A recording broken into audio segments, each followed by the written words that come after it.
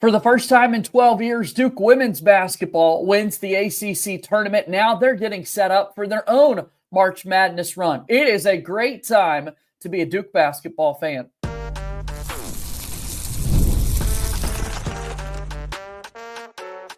You are Locked On Blue Devils, your daily podcast on the Duke Blue Devils. Part of the Locked On Podcast Network, your team every day. Hello, everybody. Welcome into another episode of the Locked On Blue Devils podcast. My name is JJ Jackson. Thanks so much for being here with us today. We've got a lot to discuss on the program as we're going to focus on Duke women's basketball winning their first ACC tournament in 12 years. Now they've punched their ticket to the NCAA tournament, and who better to break it all down than our good pal Chris Edwards, the play-by-play voice for the Duke women's basketball team. Again, if you have not done so already, we ask that you please follow and subscribe to Locked On Blue Devils for free, wherever it is that you get your podcast. Leave us a 5-star rating and written review. Go ahead and like these videos, share it with your friends, do all those things to support us here on the program, and subscribe to our YouTube channel. That means so much to us when you take the time to do that. So without further ado, we get right started here with our good pal Chris Edwards, who joins us here on the program. And man, we've been talking a lot these last few days about Duke men's basketball winning the ACC tournament. They were beat to it in the year 2025. A few days prior to that, we saw the women's team get the job done. Chris. Yeah, JJ, good to be with you as always. Appreciate you having me on. Been a long 12 years, I think, for a lot of Duke women's basketball fans. But what a week it was in Greensboro a couple of weeks ago now. Kind of the revenge tour for Coach Lawson and the Blue Devils, if you think about it. I think someone dubbed them the Avengers. I don't know that I'd go that far, but yeah, it was nice to see the team kind of put it all together for 1 week, beat Louisville in the quarterfinal. You'll remember Louisville, the only team to beat Duke at Cameron this year in the regular season. And then the win over Notre Dame, I thought that was a real spirited effort, particularly there in the second half. It was kind of a mirror game in the first half to the one that we saw in South Bend about 3 weeks earlier. Notre Dame had a 2-point lead in South Bend. They had a 2-point lead in Greensboro. Much different third quarter. Blue Devils came out and really took the game over there. Similar story in the championship game on Sunday. Duke trailed by, 14 points, about 9 minutes to go in the first half. Cut it to 7. I thought that 3 that Jordan Wood hit, JJ, at the end of the first half to cut it to 7 gave Duke a lot of momentum. And then the Blue Devils just turned it up with about 1,000 notches in terms of the defense. Oluchi, Okananwa, as you know by now, the tournament MVP. She and Ashlon Jackson each had 22 points in that game, beat NC State. And I think Coach talked about it a little bit after the game, too. Took Duke a little bit of time to get into that championship game. For NC State, that was their 5th time in 6 years in the title game. For Duke, their first time in since 2017 in the title game. No one on the current team was in a title game then. So once they got their legs underneath them, man, so much fun there in Greensboro. And for me, someone who grew up here in our state, loving the Greensboro Coliseum, now First Horizon Coliseum, I think it's even more special to be able to win that one in Greensboro, a place where Duke women's basketball has had so much success over their history. Yeah, we knew they would we knew they would be in the NCAA tournament field. Now you just get that automatic bid by winning the tournament, which is great from the Duke perspective. You mentioned 2017. It's the first time since 2013, obviously, Duke was able to win it all. They get to that title game in 2017. So lay out kind of these last 12 years. How difficult has it been for Duke to kind of get over this hump to be ACC tournament champions? Yeah, I think if you look at it, you look at the history of the league, Duke was the dominant team. I mean, obviously you had NC State and Kay Yao, who was dominant for a while, Virginia and Debbie Ryan, North Carolina and Sylvia Hatchell, they were dominant. Then you had that stretch kind of in the late 90s to the early 2000s where it was Duke winning year after year after year. And Maryland, too. We forget Maryland was in the ACC. And then kind of the dry spell. And I think you can sort of point to when the conference expansion first happened, right? Notre Dame, Louisville came into the league. Really terrific programs. Muffet McGraw, obviously a Hall of Fame career at Notre Dame, made it really difficult. And then the Blue Devils, they've been close. They had a really tough kind of knockdown, drag-out, 12-round fight against NC State in the tournament last year in the quarterfinals. Lost that by 2 or 3 points, 55-53, something like that. And you just felt like this was coming, right? And then the way it set up for Duke this year, I thought it was so important to get the double bye. And Duke got the double bye the last day of the regular season by beating Florida State in Tallahassee. That gave Duke the 3 seed in the event. And then you start to look at it, you're like, okay, well, maybe Duke's going to get Louisville. And they did. I mean, Clemson gave them a game, right? And then they get Louisville, and you're starting to think, okay, well, it'd be nice to get one back on Louisville for the way that that they beat you in Cameron. And the Blue Devils did that. And it's kind of the same thing with Notre Dame. And then the big win over NC State. This league is so challenging. It's so hard to win. And I think, as we've talked about before, winning the ACC is certainly a big accomplishment. And now there are bigger rings and bigger banners to chase for this team. Without a doubt. Now those big tournament games coming up in March Madness and that sort of thing. We've talked about what Carol Lawson has been able to do throughout her tenure as Duke women's basketball head coach. You look at the numbers, she's now 6 wins shy of 100 wins as Duke's head coach, which is such a milestone to be chasing there and so exciting when you kind of line it up. It could be a very monumental 100 win once we get this big dance started here for Carol Lawson. But that ACC tournament in particular, individually, who were those highlight players? Well, I mean, obviously, you got to start with Oluchi Okananwa, right? The tournament MVP, the 22 points she had in the championship game, had double figures in the win over Notre Dame as well. The way she comes off the bench and impacts the game, I thought was huge. I mean, it's been the same case for Oluchi all year long, right? But the way that she came in, impacted the game, and those 2 games in particular, talked to her earlier this week, just kind of how she reads the game. And she's like, okay, when I come in, do I need to rebound? Do I need to attack? Do I need to look to score? What do I need to do? And she certainly has a great feel coming off the bench, had 22 points in the title game. Ashlon Jackson, 22 points in the championship game. I think that was Ashlon's 7th or 8th career 20-point game. And Reagan Richardson got hot, hit some big shots for the Blue Devils, a big 2 late in that 4th quarter as NC State was making a charge.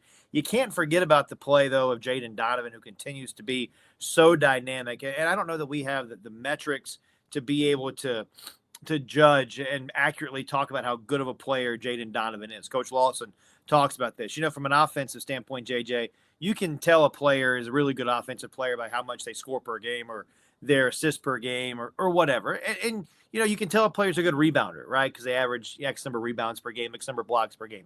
Jaden does all that. But the way that she can guard 1 through 4, 1 through 5, and impact the game with her shot blocking ability, with her active hands, with just her physicality, I think is an underrated part of this team. It is a full team effort. So you can look at a bunch of individual players. We mentioned Jordan Wood hitting the big 3. Vanessa DeJesus in that first half against Notre Dame, I thought was huge. 5 big points in the first half, big 3 from the corner that kind of got Duke going there in the second quarter. And when you look at this Duke team, and as I mentioned, that's what it is, that's what really gets this club going, right? It's somebody new every single night. Like it was Oluchi who had 22 in the title game. It could have just as easily been Ashlon Jackson or Toby Fournier. It could have been anybody, right? I mean, we've gone this far and haven't talked about Toby Fournier, who's the ACC Freshman of the Year. Like, it just shows you how good and how deep this team is. I mean, Coach Lawson has said it before. She wants to play a lot of players, and that's been one of the keys to her successes so far this season and throughout her career at Duke. So now we've had Selection Sunday come and go. We know the bracket situation for Duke as they get set for the NCAA tournament. They're going to be a 2 seed. I want to talk about that draw and a little bit more after we take this break here on this episode of Locked On Blue Devils. Locked On Blue Devils here today, brought to you by our friends over at Fabric. That's right. Life moves fast, especially when you have a family. One day you're watching your kids take their first steps, and before you know it, they're off to college. That's why securing their future is so important. Fabric by Gerber Life makes it simple to get term life insurance that fits your family needs. With Fabric, you can apply for term life insurance online right from your couch right now. You could be covered in under 10 minutes, and in many cases, no health exam is required. You got to make sure that your family is financially protected no matter what happens, and Fabric can give you that complete peace of mind. Join the thousands of parents who trust Fabric to help protect their families. Apply today in just minutes at meetfabric.com/lockedoncollege. That's meetfabric.com/lockedoncollege. Policies issued by Western Southern Life Assurance Company, not available in certain states. Prices subject to underwriting and health questions. Fabric is a proud sponsor of Locked On Blue Devils.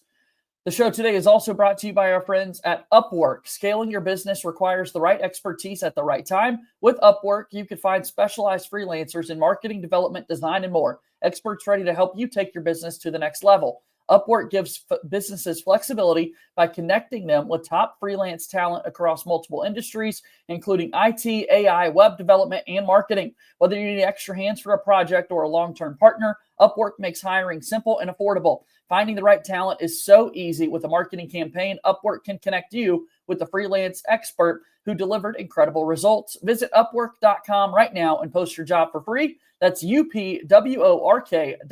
Upwork.com to connect with top talent and grow your business. Here today, Upwork is a proud sponsor of Locked On Blue Devils. Okay, let's keep this thing rolling. I've got Chris Edwards here, the play-by-play voice of Duke women's basketball. Selection Sunday comes and goes. We see the men's team a 1 seed in the men's bracket. The women's team a couple of hours later. Selection Sunday works and comes out, and we've got the Duke Blue Devils as the number 2 seed in the NCAA tournament, taking on Lehigh. Very interesting storyline, obviously, within the men's program. Talk to us a little bit about Duke being on the 2 seed line. Is this kind of where you thought that they would slot in? Yeah, I was a 2 or a 3, JJ. You know, you read all the bracketology. I don't know if you do the same thing, but I kind of become a nerd this time of year, reading kind of all the tea leaves. And I don't so much look to see like, okay, these are the teams that we're going to play, because nobody really knows. I look to see, okay, what's kind of the consensus? Is it Duke's a 2? Is it Duke's a 3? Everywhere I looked kind of had the Blue Devils as a 3 seed. So I thought, okay, that could work. I kind of figured a 2 or 3. I don't know this. I haven't had the chance to ask anybody, and I haven't heard this question asked. My sense is that Duke and Notre Dame flip-flopped. Had Notre Dame won the ACC title game, they would have been a 2. Duke would have been a 3. Again, that's just me kind of speaking extemporaneously. But yeah, and another layer for this Lehigh thing for you. Remember Matthew Hurt, who played at Duke a few years ago? Yeah. His sister's on the team at Lehigh. Wow. Yeah. So anyway, Lehigh coming in, champions of the Patriot League, 5th time in school history. Anybody who's playing this weekend, next weekend, they're a good team, right? It's a winner's tournament. So Duke's going to have to bring their A game. This is a Lehigh team that's averaging 8 made threes per game. You don't win at your conference in the regular season and in the tournament just by being not very good or one-dimensional. So Duke will have to bring their A game on Friday night. Other interesting storylines, too, in this little Durham pod, if you will. Oregon, Deja Kelly, who played at North Carolina, coming back to the Triangle with Oregon. Jordan Oliver, who played at Duke, transferred as a grad to Vanderbilt, coming back to Durham to play in Cameron. They've got Michaela Blakes, who's one of the best scorers. One of the best scorers, obviously, in the country. They've got a great duo. I think Michaela scored over 50 points a couple of times this year. And then we're not looking ahead, trying to go 1-0, beat Lehigh, right? But if you sort to peek ahead toward next weekend in Birmingham, you could get a Duke North Carolina rematch in the Sweet 16. Would be the 3rd time the Blue Devils and Tar Heels have faced this year. So there's a lot of interesting storylines that the committee has put together, even outside of this Duke pod. I don't want people to think that, oh, it's just a Duke thing. No, you've got Louisville going to Fort Worth to take on TCU. Of course, Haley Van Lith played at Louisville, a chance to play against her former team. There's so many more of those storylines that are going on too. So yeah, I mean, long-winded answer to your question, right? I thought 2 or 3 was probably where the Blue Devils were going to be slotted. First time as a 2 seed in a number of years, I believe, since the 2016 or 17 season. Duke was a 3 a couple of years ago when they hosted, and then we're obviously a 7 seed when they beat Ohio State and Columbus last year. Duke basketball junkies, I've got to love the fact we've name-dropped Matthew Hurt and Jalen Blakes here in a conversation about this women's team. I love it. So looking at it, though, I mean, when you look at what it's going to take to be successful in March, this team in particular, their makeup, Oluchi, Okananwa, as you mentioned, Toby Fournier, these star players for Duke, what is it going to take for them to be successful this weekend? JJ, I think it's the same thing that's made them successful all year long, and that's playing really good defense. I mean, that's kind of been the hallmark, the calling card of Coach Lawson's teams really over the last several years, one of the best defensive teams in the country. They're going to have to play more good defense. Listen, if they play defense like they did in the second half against NC State, they're going to be hard to beat, right? They're scoring the ball better this year, too. That's kind of been the one missing piece the last couple of years, is Duke being able to have more consistent offense, and you're seeing a much better offensive approach. And it's not just one person that you've got to key on. You can key on Ashlon Jackson or Oluchi Okananwa, but you've still got Reagan Richardson, who can go off for 30. You've got Toby Fournier, who's a walking bucket inside. I mean, Delaney Thomas has been big for the Blue Devils.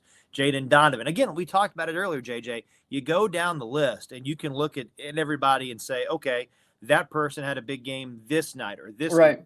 It's somebody different for this Duke team, and it's not, a superstar. Nothing wrong with that. Like, there's not a Caitlin Clark on this team. There's a bunch of really good players who play together. They play connected. They play Duke basketball. And I think more times than not, when you get into March, the teams that are connected, that play good defense, are the ones that advance. And you hope that's the case for the Blue Devils with a couple of wins this coming weekend.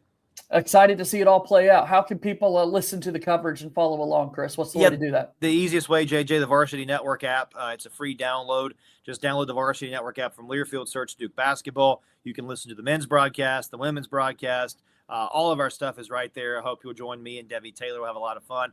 Friday, perfect day for it. You got the men at like 2:50. Game is over. Go get you a snack. Come back. Listen to the women's game. I mean, it's laying out great. Yeah. Maybe the weather's nice. You sit outside by the fire. I mean, what else do you need? It's perfect. That is awesome. Chris, it's good to see you, my friend. We'll do this again soon, okay? JJ, always good to be with you, my friend. All right, that's Chris Edwards joining us here on the show today. Always appreciate his time. That wraps it up here on the program. Go support Duke women's basketball. Hopefully they're able to make a big March Madness run. As always, go Duke. We'll talk to you again soon. My name is JJ Jackson. Thank you and good day.